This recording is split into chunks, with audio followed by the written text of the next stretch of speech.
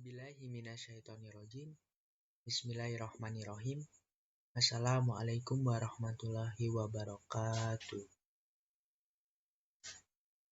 Alhamdulillahi wa kafa. Wassalatu wassalamu ala nabiyyina Mustafa wa ala alihi wa ashabihi wa mawala. Asyhadu an la ilaha illallah wa asyhadu anna Muhammadan abduhu wa rasuluh. Allahumma sholli ala sayyidina Muhammad wa ala ali sayyidina Muhammad. Amma ba'd. Yang kami hormati Bapak dosen pengampu mata kuliah Tafsir Tarbawi, Bapak Abdul Halim MHUM. Dan tak lupa teman-temanku semuanya kelas PAI 2G yang berbahagia dan insya Allah dimuliakan Allah Subhanahu wa Ta'ala. Amin ya Rabbal Alamin. Saya Muammar Kafi selaku MC atau pembawa acara dari kelompok 3 yang beranggotakan 1. Alutfu Syabana dengan NIM akhir 216. 2. Salvi Dwi Astiti dengan NIM akhir 218. 3. Muammar Kafi dengan NIM akhir 222. Dan yang terakhir Eki Nurbaiti dengan NIM akhir 244. Akan mempresentasikan hasil diskusi kelompok 3 mengenai tugas pendidik. Baik teman-temanku semuanya, langsung saja kita mulai pembahasannya. A. Pengertian pendidik. Pendidikan adalah suatu bentuk interaksi antar sesama manusia. Nah, dalam Kamus Umum Bahasa Indonesia, pendidik artinya orang yang mendidik. Pendidik dapat pula diartikan sebagai orang yang bertanggung jawab terhadap perkembangan dan kematangan aspek rohani dan jasmani anak. Demikian pula dalam bahasa Arab, seperti kata al-mu'alim yaitu guru, murabbi yaitu mendidik, mudaris atau pengajar, dan ustadz. Itulah nama-nama lain dari pendidik. Kemudian pendidik juga memiliki tanggung jawab yang besar. Nah, tanggung jawab yang besar ini atas keberlangsungan hidup peserta didik, baik dalam bidang fisik maupun pengetahuan, dan juga ada hubungannya dengan Sang Pencipta Tuhan Yang Maha Esa. B. Tugas pendidik. Di dalam Al-Quran, hakikat guru adalah Allah. Namun tidak berarti manusia di muka bumi ini tidak mempunyai tugas sebagai khalifah di muka bumi ini. Tugas manusia salah satunya adalah mengajarkan ilmu yang telah diperolehnya kepada orang lain, yang dengan kata lain dia sebagai seorang guru. Tampak bahwa pendidikan merupakan bagian dari misi profetik Nabi SAW. Al-Quran dalam banyak ayatnya menjelaskan tugas Nabi dan Rasul yang juga merupakan tugas pendidik pada umumnya. Tugas ini dapat dikatakan sebagai tugas estafet pendidikan dalam rangka mempertahankan eksistensi manusia di bumi. Di antara ayat Al-Quran yang menjelaskan tugas pendidik tersebut antara lain sebagai berikut. Yang pertama dalam Quran surat Al-Baqarah ayat 129. Bismillahirrahmanirrahim. Rabbana wa ba'atha fihim rasulan minhum yatlu 'alaihim ayatika wa yu'allimuhumul kitaba wal hikmata wa yuzakkihim innaka antal azizul hakim. Yang artinya, ya Tuhan kami, utuslah untuk mereka seorang rasul dari kalangan mereka yang akan membacakan ayat kepada engkau dan mengajarkan kepada mereka Alkitab atau Al-Quran dan Al-Hikmah atau As-Sunnah, serta mensucikan mereka. Sesungguhnya engkaulah yang maha kuasa lagi maha bijaksana. A. Tafsir Quran Surat Al-Baqarah ayat 129. Ya Tuhan kami, utuslah di tengah umat ini seorang Rasul dari keturunan Ismail yang akan membacakan ayat-ayat-Mu kepada mereka dan mengajarkan mereka Al-Quran dan As-Sunnah serta membersihkan mereka dari syirik dan akhlak buruk. Sesungguhnya engkau maha perkasa, zat yang tidak terkalahkan oleh apapun, lagi maha bijaksana yang meletakkan segala sesuatu pada tempatnya. B. Penjelasan kandungan Quran Surat Al-Baqarah ayat 129. Dari ayat tersebut dapat dipahami bahwa yang membangun Baitullah ialah Nabi Ibrahim dan putranya Ismail.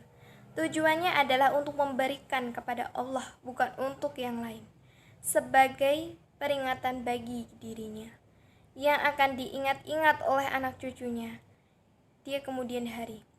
Bahan-bahan untuk membangun Ka'bah itu adalah benda-benda yang biasa, sama dengan benda-benda yang lain, dan bukan benda yang sengaja diturunkan Allah dari langit.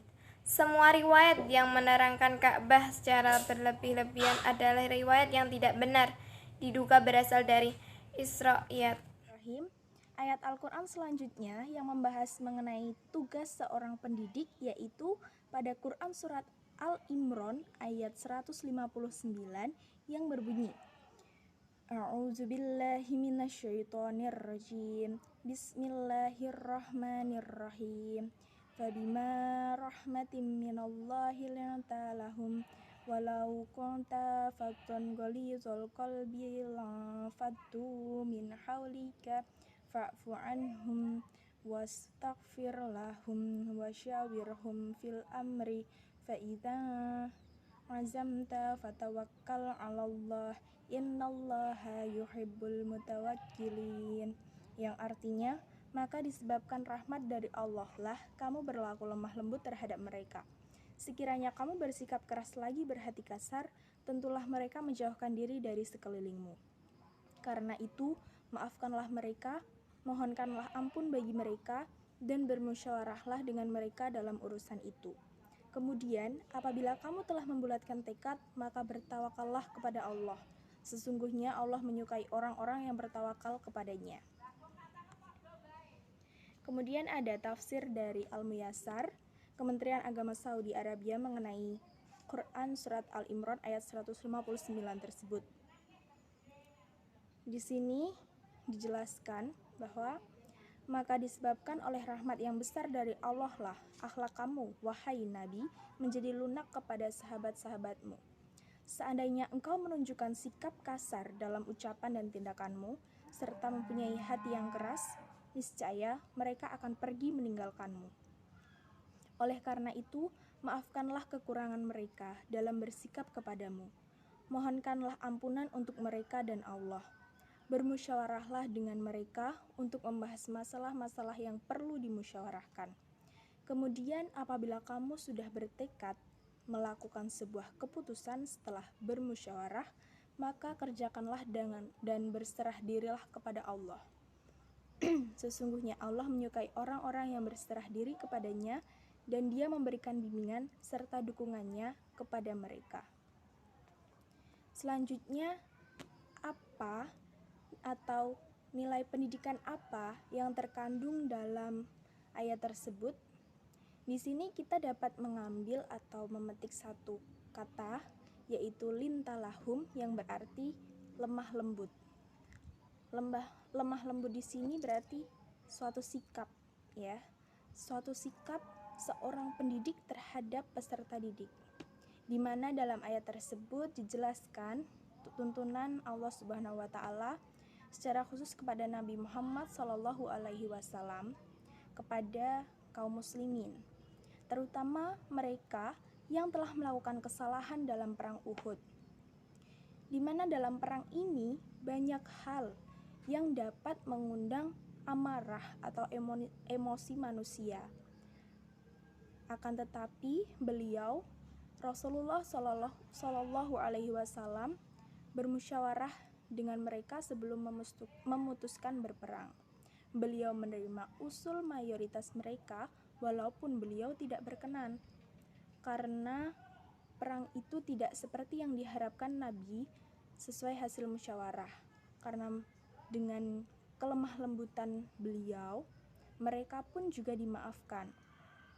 Setelah melakukan hal-hal tersebut, Allah Subhanahu wa taala menuntun agar bermusyawarah sambil bertawakal kepada Allah. Di sini Nabi Shallallahu Alaihi Wasallam sebagai pendidik telah memperlihatkan bagaimana sikap seorang pendidik yang baik terhadap peserta didiknya. bagaimana seorang pendidik harus berinteraksi dengan peserta didiknya, bagaimana kita sebagai seorang pendidik harus bersikap, harus memberikan contoh kepada peserta didik kita, yaitu dengan menunjukkan sikap lemah lembut atau lintalahum. Sikap lemah lembut tersebut ditunjukkan Rasulullah ketika mengalami kekalahan dalam perang Uhud, yang apabila kita kontekstualisasikan dengan keberadaan seorang guru peserta didik, yaitu dengan berbagai masalah yang ada, entah itu di sekolah, entah itu saat di kelas, seperti itu. Pada saat merasakan hal tersebut, pada saat Rasulullah Shallallahu Alaihi Wasallam mengalami hal tersebut, beliau tidak memaki-maki ataupun memarah-marahi ataupun menyalahkan pihak lain. Akan tetapi beliau tetap hanya menegurnya dengan halus. Perlu kita garis bawahi, menegurnya secara halus, bukan memaki-maki. Dengan hal ini mengindikasikan bahwa para pendidik sebagai pewaris para nabi dituntut untuk dapat meneladani sikap lemah lembut beliau dalam melaksanakan tugas mengajar.